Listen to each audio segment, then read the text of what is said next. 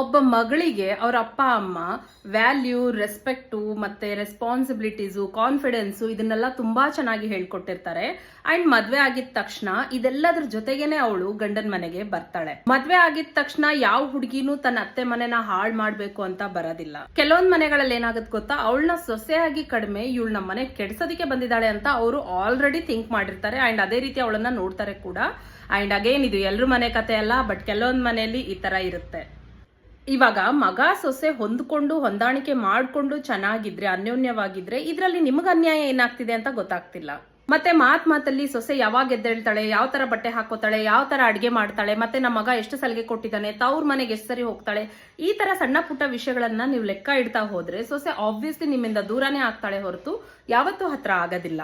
And ಇಷ್ಟೆಲ್ಲ ಆದ್ಮೇಲೆ ನೀವೇ ಹೇಳ್ತೀರಾ, ಅಯ್ಯೋ ನಮ್ ಸೊಸೆ ಹತ್ರ ನಮ್ಮವರು ತಮ್ಮವರು ಅನ್ನೋ ಬಾಂಧವ್ಯನೇ ಇಲ್ಲ, ಅಂಡ್ ಈವನ್ ನಮ್ಮ ಮಗನ್ನ ಕೂಡ ಚೇಂಜ್ ಮಾಡಿದಾಳೆ ಅಂತ ಎಲ್ಲರ ಹತ್ರ ಹೇಳ್ಕೊಂಡ್ ಬರ್ತೀರಾ.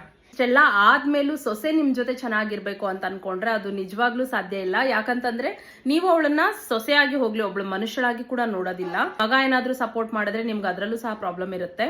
ಸೊಸೆ ನಿಮ್ ಜೊತೆ ಚೆನ್ನಾಗಿರ್ಬೇಕು ಅಂತಂದ್ರೆ ಡೆಫಿನೆಟ್ಲಿ ಸ್ಟಾರ್ಟ್ ನಿಮ್ ಕಡೆಯಿಂದ ಕೂಡ ಆಗ್ಬೇಕು. ಯಾಕಂತಂದ್ರೆ ಪ್ರೀತಿ ಸಪೋರ್ಟ್ ಅವಳಿಗೂ ತುಂಬಾ ಇಂಪಾರ್ಟೆಂಟ್ ಆಗಿರುತ್ತೆ. ಅವಳನ್ನ ಯಾವಾಗ್ಲೂ ತಪ್ಪಿತಸ್ಥಳಾಗಿ ನೋಡಿ ಅವಳಿಂದ ಎಕ್ಸ್ಪೆಕ್ಟೇಷನ್ಸ್ ಇಟ್ಕೊಂಡ್ರೆ ಡೆಫಿನೆಟ್ಲಿ ಅದು ಯಾವುದು ಸಾಧ್ಯ ಇಲ್ಲ.